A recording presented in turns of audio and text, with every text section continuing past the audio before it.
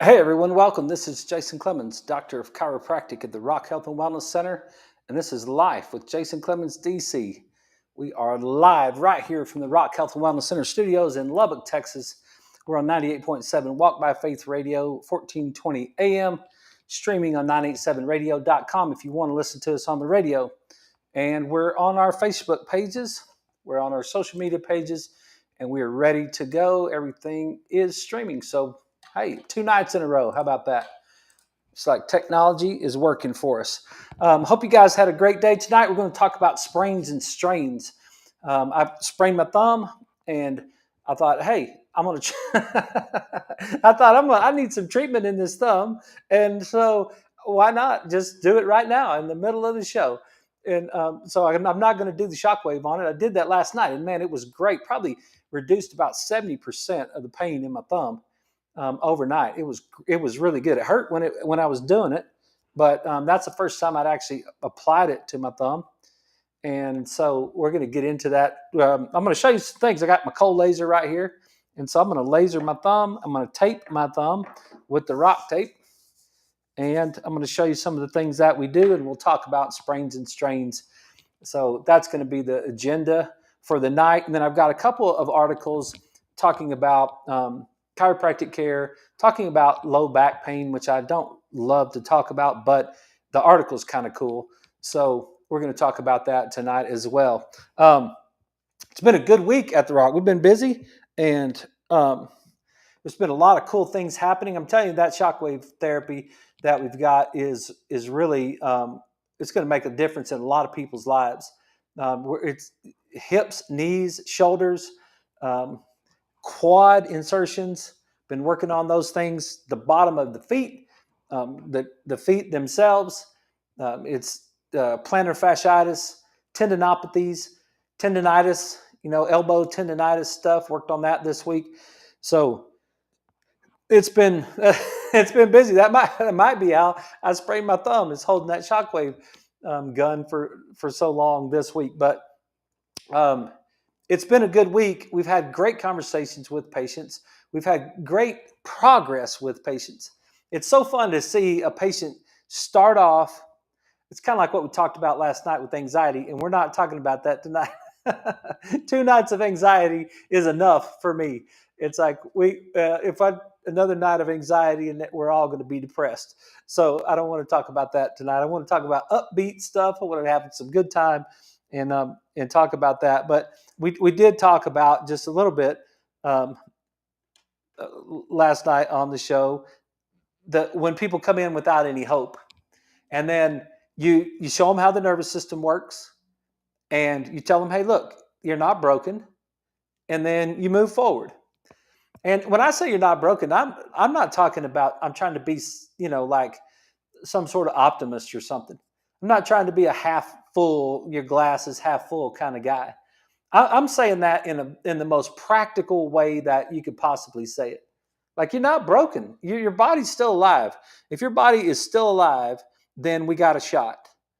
And that's all we can ask for, right? It's like, hey, do I have a chance to get better? And the answer is yes, you do have a chance to get better. So what do we need to do to help you get better? We got to get you into a better environment. We got to get you've got to get your food into a better environment. We got to get your nervous system into a better environment. We got to get your sleep.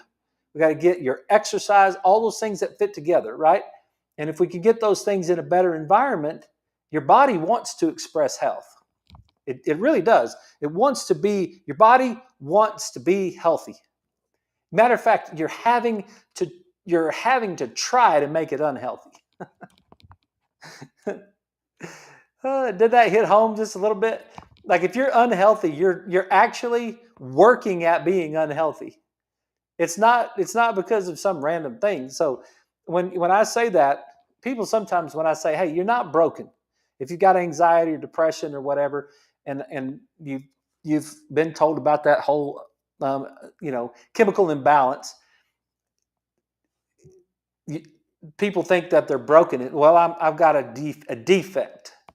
I've got a defect inside my body or my brain that's causing me not to be able to function properly. And I'm like, no, that's not true. I don't buy that at all. I don't think you're defective. I don't think you're broken. I think you're just in the wrong environment. And we get you in a better environment, and then things will just be better for you.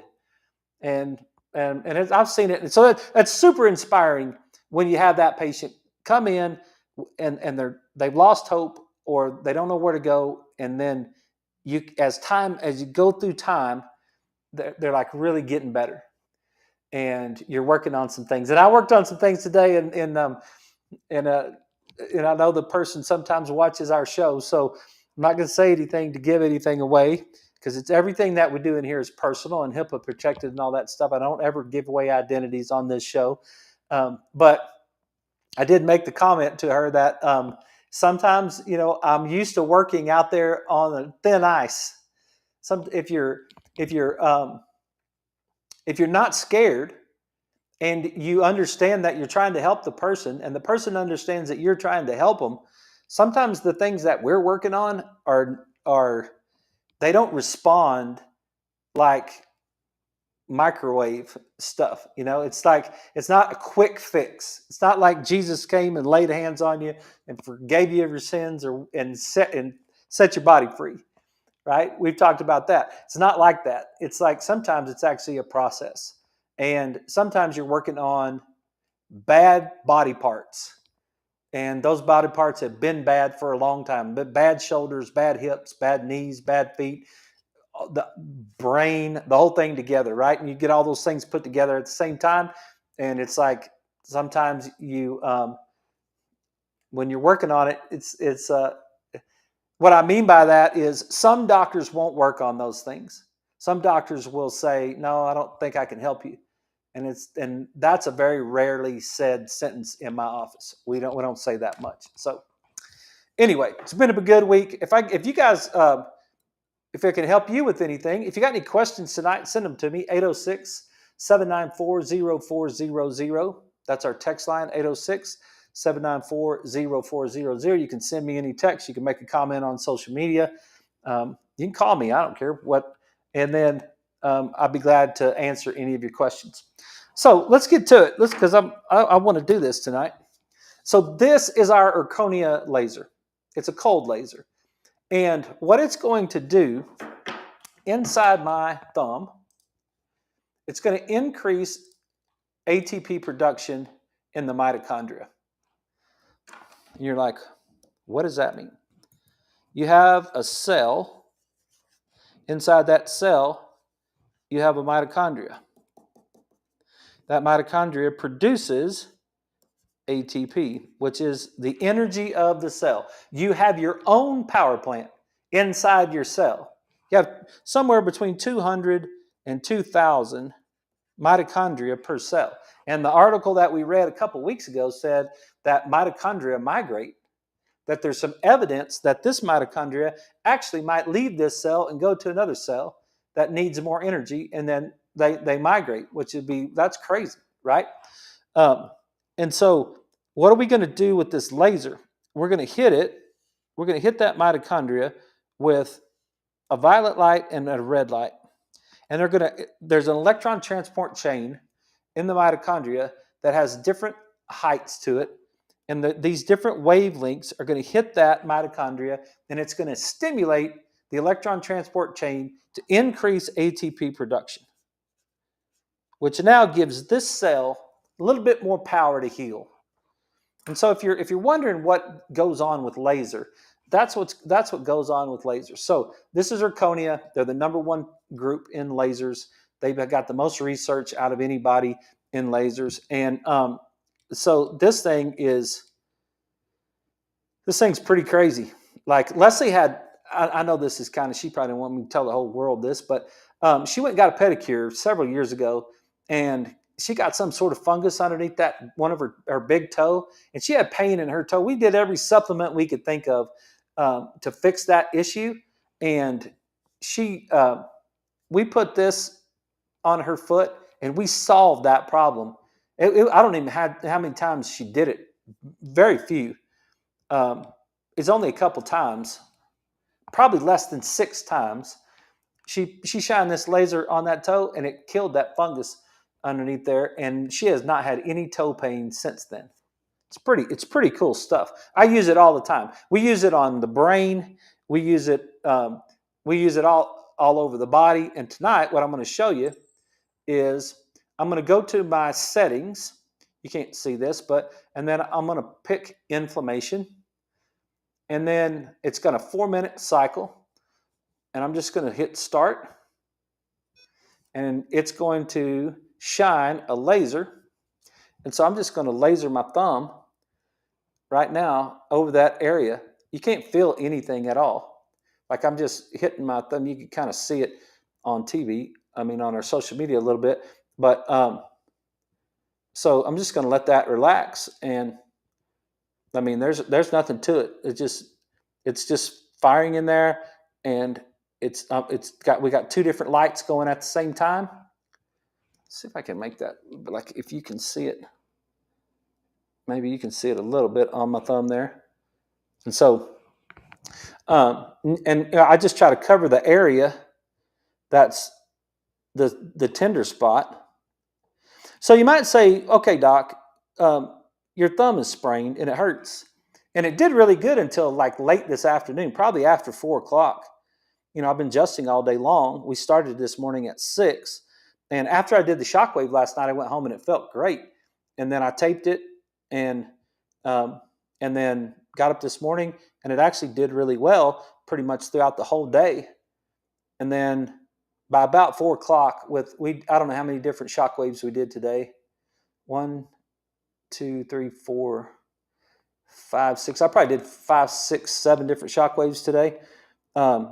And just holding that, and plus the adjustments, and it just got it flared up again, right? So by the end of the day, it was just a little bit hard. And I'm really not trying to be a sissy boy. I thought about that before I did the show. I was like, you don't have to tell the whole world all your ailments. And so I'm not trying to show you this because I want any sympathy. I don't want any sympathy from anybody. I'm not trying to get any sympathy or anybody worrying about my thumb. I appreciate you and I love you all, but there ain't nothing. I'm totally fine. It just hurts a little, right? And so, but I thought, it might be cool for people to watch this, like to kind of see what we're doing. Like, how would you treat a sprained thumb? What I would not do with this thumb is treat it with ibuprofen or Tylenol. Like I didn't even think about it one time yet last night. As sore as that thumb was yesterday, I was like, that's not even in my register. Not even the slightest bit am I going to worry about that. So what I'm going to do is I'm going to hit it with this laser, and we got about 1 minute and 18 seconds left. So I'm just moving the light over the joint. I'm just letting the laser hit, and the laser's perfectly fine. You can put the laser right straight on your head. Like it's not, the laser is not dangerous at all. And so I'm going to let that soak in there, trying to get that mitochondria to respond. I can't feel anything. Like you don't feel the laser. It's just light. It's like if you shined a flashlight on your hand, then it'd be exactly the same thing. Now there's different kinds of lasers. There's class 3 lasers, class 4 lasers, and some of them you have to register with the state because they do create heat. This is not one of those kind of lasers. This is considered a cold laser. It's not creating any heat. You can't. It doesn't. I mean, I can't feel it. Maybe some people, if they were super sensitive, they might be able to feel it, but you really don't. It's just hitting those receptors on that electron transport chain to try to stimulate that mitochondria to give those cells a little bit more power. Kind of like charging up a battery, really. I mean, like if your phone is low, and so that's it. I ran my 4-minute cycle, and I'm done with that. And I can set that aside. So now what I'm going to do is I'm going to put this rock tape on my thumb. And I don't know if you guys have ever used rock tape or not. It's kinesio tape. It was developed by a guy named Kenzo Case. He's a Japanese man out of Albuquerque, actually. But the rock tape is pretty cool. It's more than pretty cool. It's awesome. But rock tape is a brand of kinesio tape. KT tape, some people call it, right? But Rock tape is just a brand that we use in the office, and it's not because it's the Rock. I wish it was because it was the Rock, but it's not because it's the Rock. And what you do is you just pull off just the end of it. It's probably about a finger width right there. And this tape is very stretchy. So what I'm going to do is I'm just going to place this kind of right in the middle of my hand, right before the area of tenderness of the joint. So now it's just sticking there, but there's no stretch in that first part of the tape. The tape is just stuck on, and now there's no stretch at all. Sometimes it's a little tricky when you're trying to put it on your hand yourself. And so what you do is you got to hold the area, you got to hold down the tape that's stuck, and you got to pull the tape. And when you do that, this paper on the back of the tape will come off of it. So if you hold the area and stretch the tape, then the paper comes off of there. And I'll try to do this without getting it all bent up. And then what I'm going to do is I'm going to take this particular piece, and you can see how it stretches right there, right? So I'm going to take this piece, and I'm going to go and I'm going to stretch it, and then I'm going to apply it across the area of my thumb that's kind of tender. And then I've got another finger width of the tape on the other side, and I'm going to apply that at the very end, this last piece that's at the very end, I'm going to apply it with no stretch. So basically what you've got is you've got a piece of tape that's stuck on one side, it's stretched, and then it's stuck on the other side. Now, there's all kinds of ways that you can tape, and there's all kinds of cool ways that you can tape, and there's all kinds of ways that you can cut the tape and make it into little patterns and stuff. I've seen them. I've seen a bunch of them that are super cool. And I think all of them are cool. When I see them, I'm like, dude, that looks really cool. Okay? And I'm not saying anything negative about them. I'm simply saying that the majority of those are just to be cool. And I understand that being cool is important. But for me, I don't care about being cool. I'm more practical. I just want to get stretch over the tissue, over the joint itself, because now with what happens in the recoil of the tape, I think here's the two things I think happens.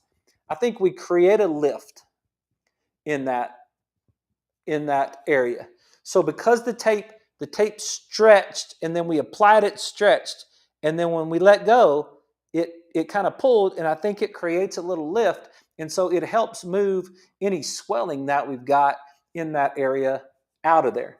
I think that's part of how it works. The second part of how it works is it's constantly getting my brain's attention. So it's kind of like a TENS unit, if you've ever used a TENS unit before. And a TENS unit, it's like a little electrical battery held, like a handheld battery operated little machine that's got little leads on it. And then you can stick the leads, and one of them's red and one of them's black, whatever. And it just creates a little bit of tingling. And that tingling is kind of like an electric aspirin is what it is. So I think that's how the tape works personally. I haven't had anybody explain to me anything else. We have had several conversations about how they think it works. And but I think those are the two things. It keeps the brain's attention on the thumb, and then it creates that sort of lift. And so then the second thing I'm going to do is I'm just for tonight, I'm just going to come over the top. So I'm just going to take this tape and kind of apply it on the top that same way. And because I'm just going to kind of make a wrapping around this entire thumb, because I just want it to be that way for the night. And then I need to be able to pull that just a little bit so I can get the tape to come off. But you got to hold on to it. You got to hold on to the point. And then now I'm going to stretch. And I'm going to open my thumb, and I'm going to pull that tape around that joint. And then I'm going to bring it down on the other side. And then I'm going to give it a little slack on the very end. And then I'm going to tack it down. and that's it. This little wrap on the thumb right there. And that's going to be it. Now, I could use some turmeric tonight. I might take some turmeric. I might take a little bit of extra fish oil. Instead of taking 3,000 milligrams, I might take 4,000 milligrams. And you say, why? Well, why do you have inflammation in your thumb? Well, I have inflammation in my thumb because of an injury. It's not because of chronic arthritis. I don't have arthritis, in my thumb, as people say. I have, I have, I have flared up that joint somehow. For whatever reason, I've flared up that joint, and now I just need to get that to calm down a little bit and let that heal itself. That's where the Shockwave came in yesterday. Giving it to Shockwave on the bottom half is really down here on this area. I might put another piece of tape before I leave right there, but now I can wear this tape for as many days as it'll stay on there. I can wash my hands. I can take a shower, whatever.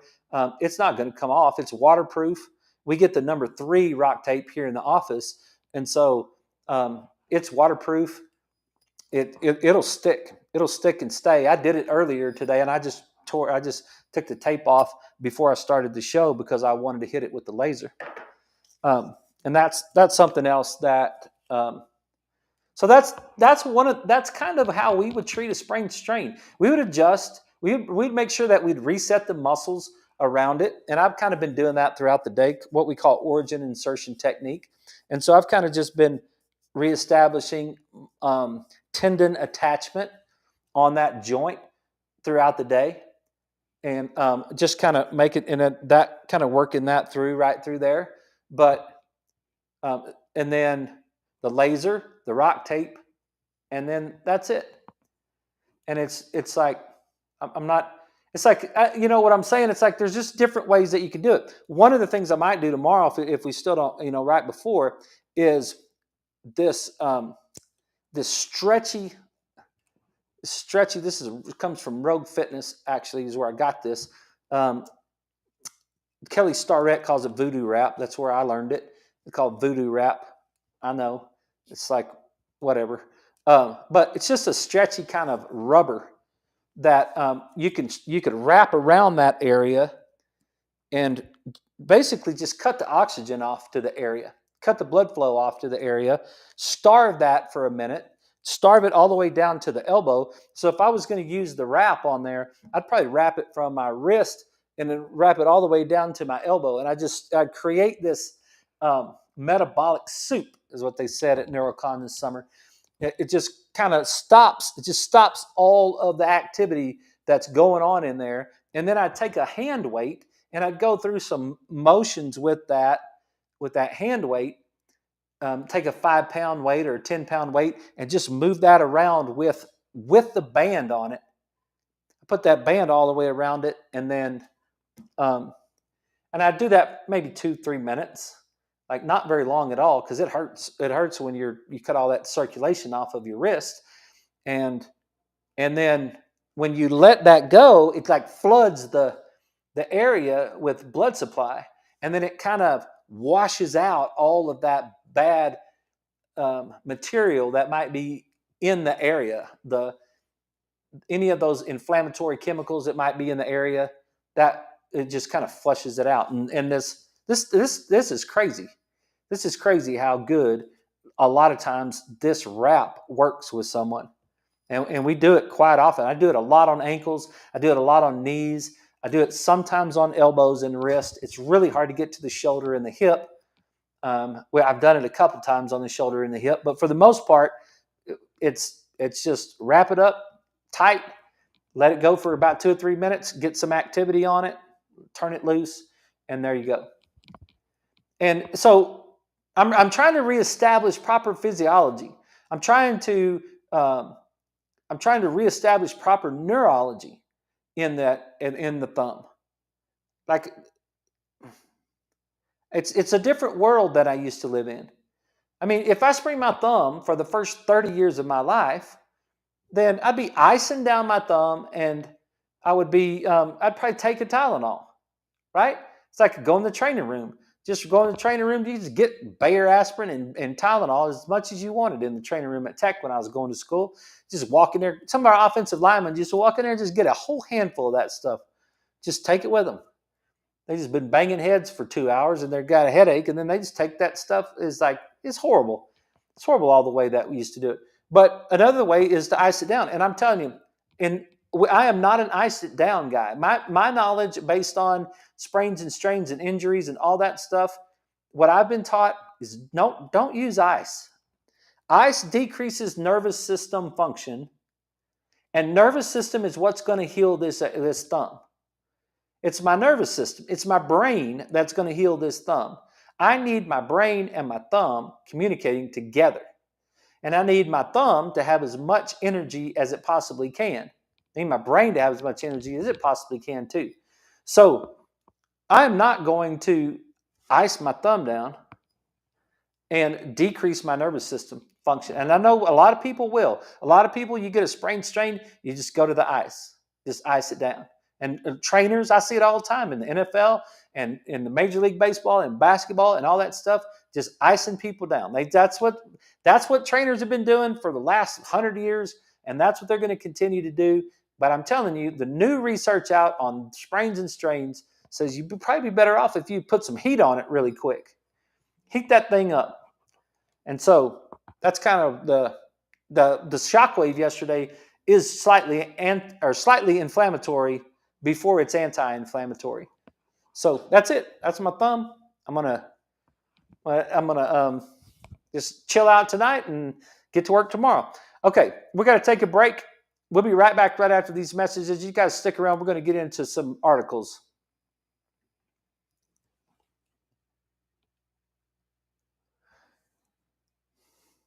I know it's crazy. And people are going to still do it anyway. They're going to ice down. People do it. All my patients do it all the time. We put ice on it because that's what they said we were supposed to do. And you're the wacko. You're the only person I've ever heard in my entire life say that you should put heat on it instead put ice on it. So the rest of the planet, Dr. Clemens, says you should ice down your thumb. But you think you should put heat on it. My ankle. I sprained my ankle, ice it down. Nope. Sprain your ankle, put heat on it. What? Yep. I know it. You just watch. Just watch. I may be one of the very few people that you've ever heard say that before in your lifetime. Okay? But just let some time pass. And 5 years from now, 10 years from now, when it's normal, when it's accepted and normal treatment for a sprained strain, you just remember, you heard it right here on the Life with Jason Clemens DC first. You're like, yep. I remember Jason said it. He said it 5 years ago. He's like, and then now they're doing it in the NBA and the NFL. It's like they're not icing people down like that. They're actually putting heat on those people. It's like, yep. That's the truth. I got kicked in the teeth with that one. I graduated chiropractic school and went down there to South Florida and helped my buddy John Condi with his office down there. And he was seeing patients and he was telling them to put heat on things. They had low back pain and all this sort of thing. And he was like sending them home and giving them home instructions to put heat on it. And so we went to lunch and we took a lunch break and we went and got something to eat. And I said, John, why do you keep telling everybody to put heat on it instead of ice? And he's like, well, we were in the same class. Now, John was our valedictorian, and he was a smart dude, and he probably remembers all the things from chiropractic school. He was a straight A student, and he was a hard-working dude, and he still is to this day. You should Google it if you get a chance. The Condi Center, C-O-N-D-E, Condi, the Condi Center for Chiropractic Neurology in Delray Beach, Florida. I might just look it up right here.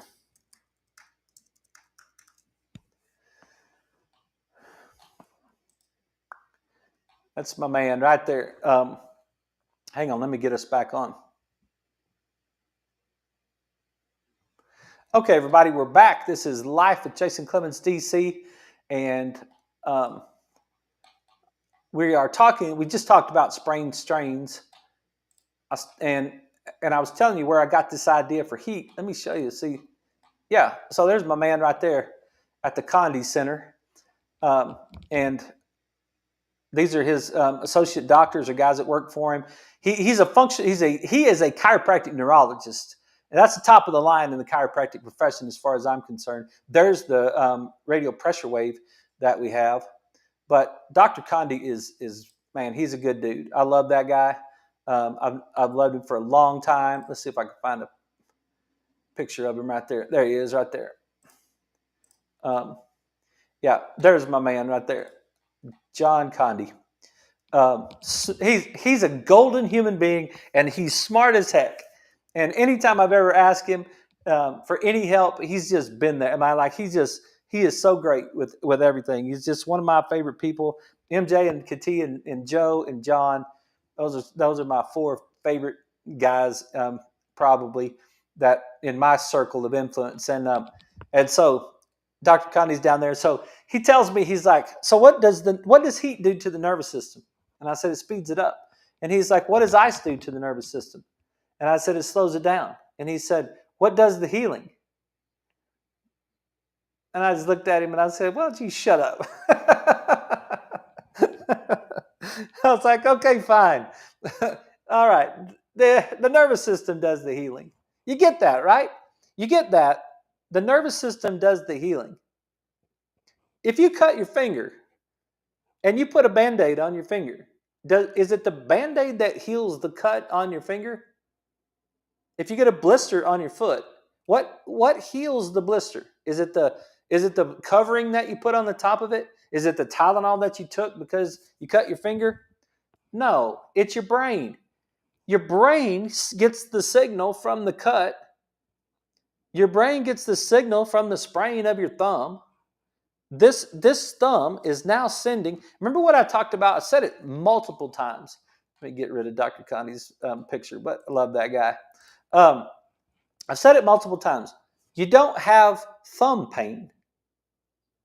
Pain is in the brain. That's why I don't need any sympathy from anybody about my thumb, because I don't have any emotional response about my thumb. I'm not in pain. I'm not hurting. My thumb is not this is not some sort of dramatic experience. What I'm getting is I'm getting information from the receptors in the joint and the tissue, the ligaments and the tendons around that joint. I'm getting information from those receptors that is getting sent into my brain to tell my brain what the status of my thumb is. And because those particular receptors are firing in the brain is just saying, hey, I'm getting information from the thumb that the thumb is not functioning properly, that we have inflammation, like we have tissue damage or something like that, right? So now the brain is processing that information and it's mapping that information that I got from my thumb onto the map in my brain. It maps it and it maps it onto the map in my brain, and then it puts on the map in my brain the receptor information, which equals pain. Do you follow me on that? Does that make any sense at all? I don't have thumb pain. It's being registered up here. This is being registered up here. It hurts right there. I get that. But the reason it hurts right there is because it's in the map in my brain. If I cut the nerves off from my thumb, if I cut the nerves that were going from my thumb into my brain, and I slice those nerves in half, would I have thumb pain? Now, I might get some phantom pains down the road, but immediately, would I be able to even feel my thumb if I cut the nerves off? No. I wouldn't be able to feel my thumb. I wouldn't feel any pain in my thumb at all. Wouldn't be getting any of those receptors that are sending from my thumb into my brain. And my thumb would be numb. Like, I don't know, a quadriplegic or a paraplegic. It's like you look at them and it's like they can't feel their feet. You could stick them with a hot pin. They wouldn't feel it, right? They're not receiving that information from the brain. So what's happening right now is this thumb is getting mapped to my brain. And on that little map, y'all remember playing Battleship? Remember Battleship when we were kids? And you'd set your your ships up, and the other person set their ships up in their little, your little briefcase looking thing. And then they would call out the numbers, and then it'd be hit, miss, whatever. You sank my battleship. You remember that? So just imagine that you have that little battleship pegboard, and it's a map of your entire body inside your brain, and your brain is taking the information from the receptors in the thumb, and it's mapping out. It's either putting a red peg or a white peg into the little holes on the map in your brain. And if it's receiving inflammation response, if it's receiving this nociceptive input from this joint, it's taking a red peg and it's putting that red peg on that thumb map, the thumb map in the brain. And then what's happening is it's telling me that my thumb hurts, but it's and I think it hurts right there, but it only hurts right there because it's mapped in my brain. So what I'm saying is, what's going to heal this right here? My brain. It's my brain that's going to heal my thumb. It's not my thumb that's going to heal my thumb. Like, where's the intelligence in my thumb other than the innate intelligence? It's like, come on, it's the brain that's controlling all that. So why do I want to slow down the information going from my thumb to my brain? You know why? Because it decreases the inflammation. That's what the deal is. That's why you put that. Well, you got to get the inflammation down. But that's why that's the new science. The new science is saying that the inflammation is probably a good thing for the thumb. It's not necessarily bad for the thumb. So I just want it to flow. If there's anything in there, I just want it to flow. I just want to hit it with the laser. The laser did not cause anything to happen but increase the power to the mitochondria. And so the tape is just allowing for the flow, and it's allowing for my brain to remember my thumb. All night long, my brain's going to be getting information from that because that tape is stretchy. It's going to be going to my brain, and my brain's going to heal my thumb. So that's why I don't want to. Ice is if you think inflammation is the problem, then you're going to ice down your thumb because it's inflamed. So here's what I say. If your thumb hurts so bad that you're just about to take a Tylenol, that you're going to toxify your liver and your kidneys with a Tylenol or an Advil or whatever you're taking, your ibuprofen or whatever your thing is, right? If you're going to take one of those because your thumb hurts, then ice down your thumb. Like that is the only time I make recommendations. And me personally, with my experience, that's the only time I make recommendations for ice. If you can't stand the pain and you're about to toxify yourself with a Tylenol, I'd say ice your thumb down. It'll kill some of the pain in your thumb. Does that make any sense? I hope it does. There you go. My thumb, it's fine. My thumb is fine. And here we go. Okay. Let's move on. We got a few minutes left. Let's talk about this article. It's kind of a cool article. It's got some cool information in it, and we're going to just kind of skip. We're going to skip through the majority of the article, and we're just going to talk about. Whoops, I didn't share. Hang on.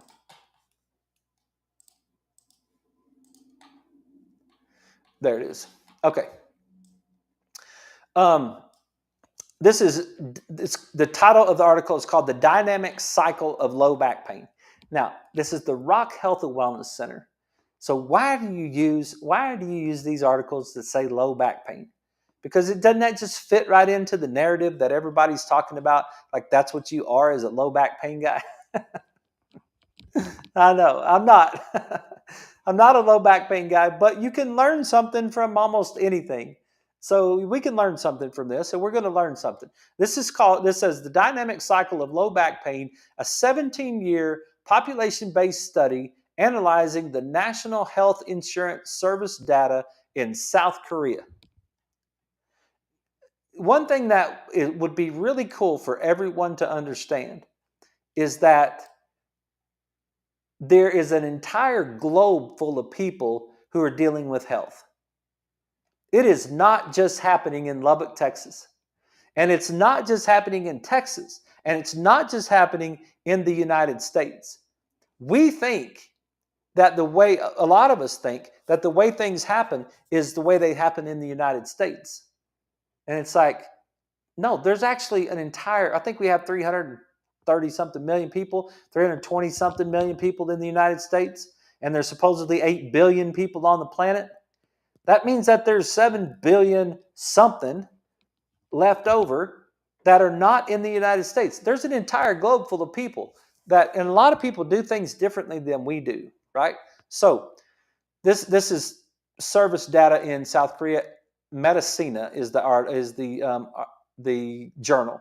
April 23rd, 2025. Okay, can't pronounce these guys' names, but the study cites 31 references. The objective of the study was to describe the long-term reoccurrent patterns and healthcare utilization associated with low back pain in South Korean nationwide cohort of a 17-year period. It assessed 3,086,665 patients. This is a gigantic study. 3 million people were analyzed over a 17-year period of time. It was to describe the long-term reoccurrence, the reoccurring patterns, and healthcare utilization of low back pain. And that's what they're really going to talk about. The duration of each episode was measured in days. The number of healthcare visits per episode was counted as the total visits occurring within each of the defined episodes. To analyze back pain patterns and their associated burdens, both the frequency and the duration of pain episodes associated with healthcare utilization were examined. Quote, the 17-year follow-up of this study represents a significant methodological enhancement compared to that of previous studies, which primarily examined shorter time frames and may have underestimated the complexity and long-term effects of low back pain. All right, and some key points from the article. Low back pain is a highly prevalent musculoskeletal condition that frequently occurs, leading to increased healthcare utilization and socioeconomic burden. We're using up the healthcare resources, and it's creating a burden economically on the country. Low back pain. But it's kind of interesting because right off the bat, what is the first thing? You could tell the training that these guys had, because low back pain is a highly preventable musculoskeletal condition. Don't forget, low back pain is a neuromusculoskeletal condition. It started in the brain. Chronic lower back discomfort is a significant global public health issue affecting individuals across diverse demographic and socioeconomic groups. Yep. Now listen to this. Listen to this. And you guys are so smart that you're going to get it, and you're going to spot it so easily. You're going to be like, "Oh, look what they missed," right? Low back pain can result from a variety of underlying causes. Here's the underlying causes that these guys found, including mechanical disorders such as muscle or ligament strain, intervertebral disc degeneration or herniation, and spinal stenosis. The mechanical part of it. Low back pain can result from a variety of underlying causes, and then they just talked about the mechanical parts, including mechanical disorders such as muscle or ligament strain.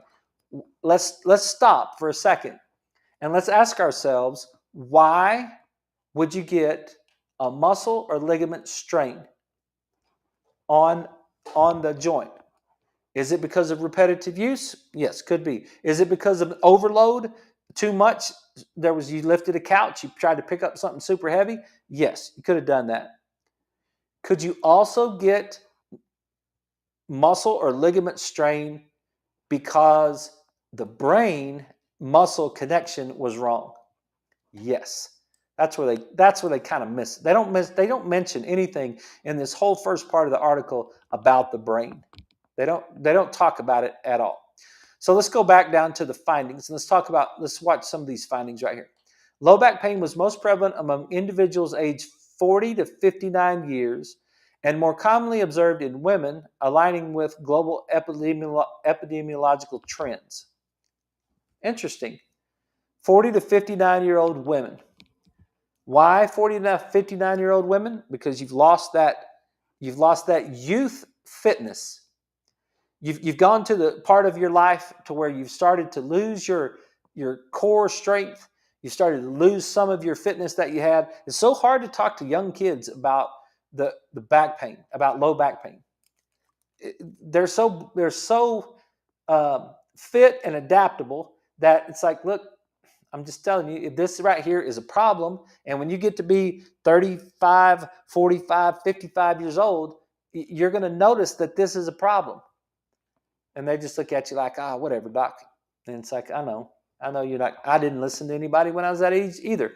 But down the road, it's coming to you.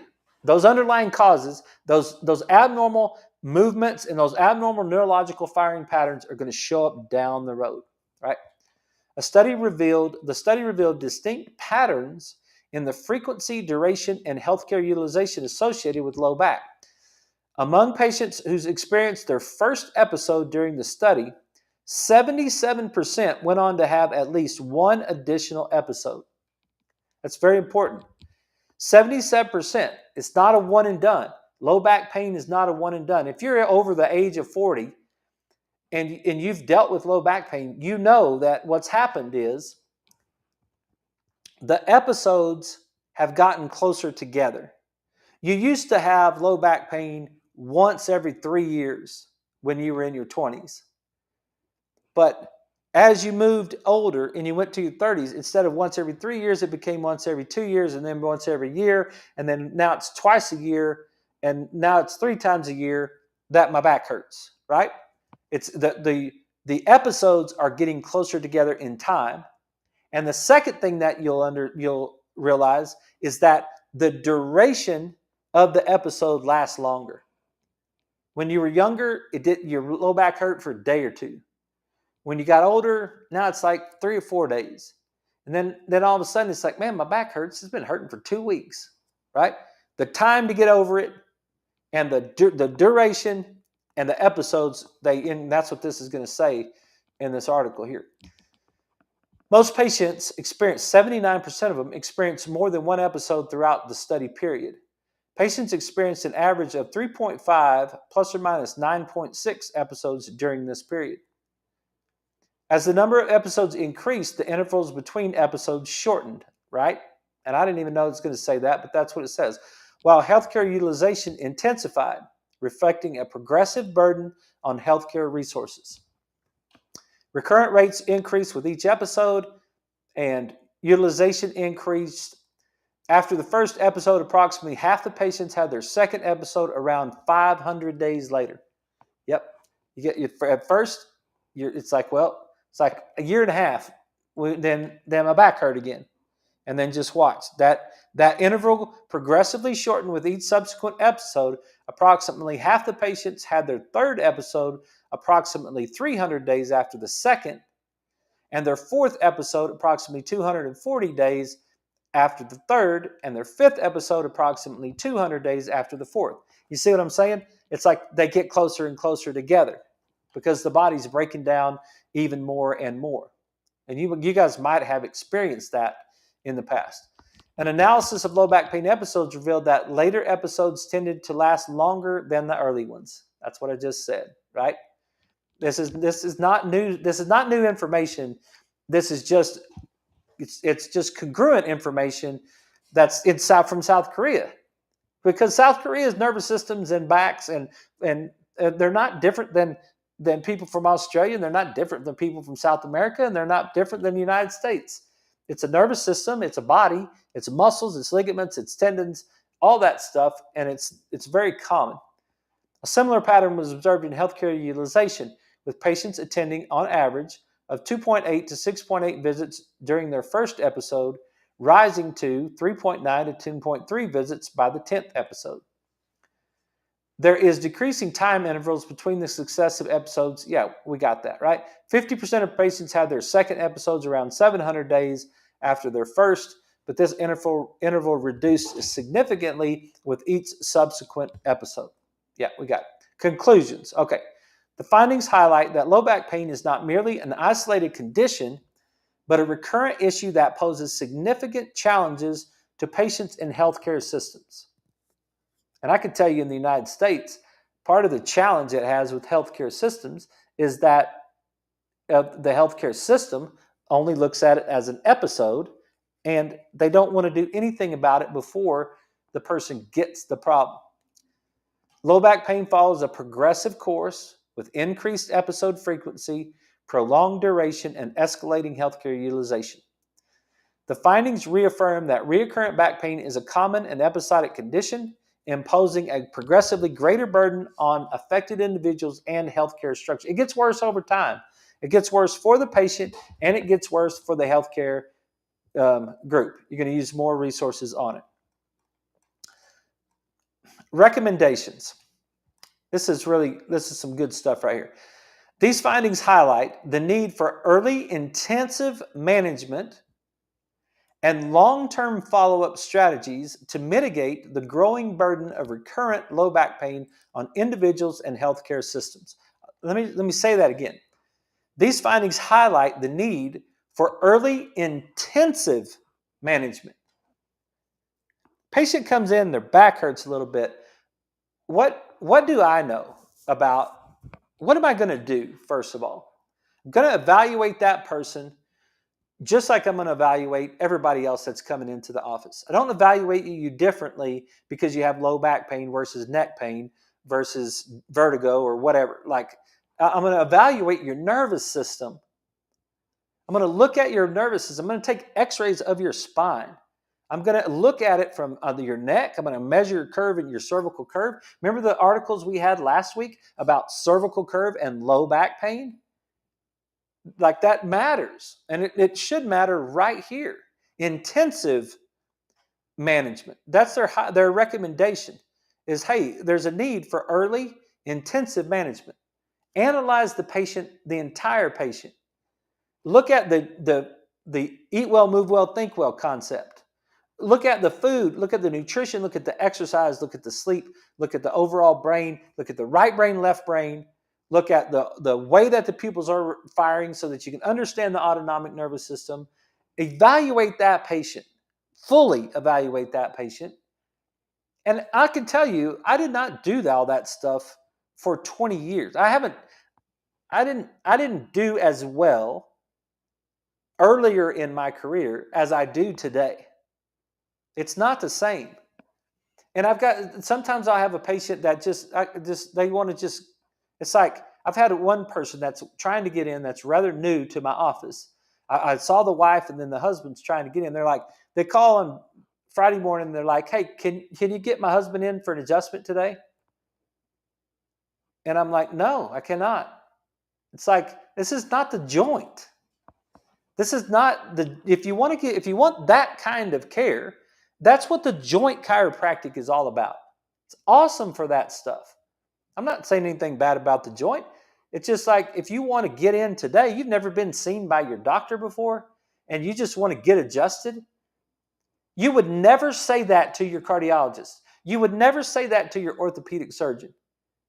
If you ever want, like my mom going through a hip replacement, like, well, we had to go through, you had to go through MRIs, and you had to go through the first visit to meet the PA, and then you had to go through 2 weeks of pre-physical therapy, and then you had to have another meeting with the doctor, and then finally you got set up for surgery, and then you had to go through the pre-surgery thing, and you had to go to the hospital and talk to the surgical coordinator to how that was going to work. And then it was like, there was like a whole process before she had her hip replaced.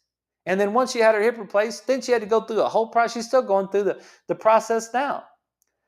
And it's like, you would not just call up your orthopedic surgeon and say, hey, can you replace my hip this afternoon?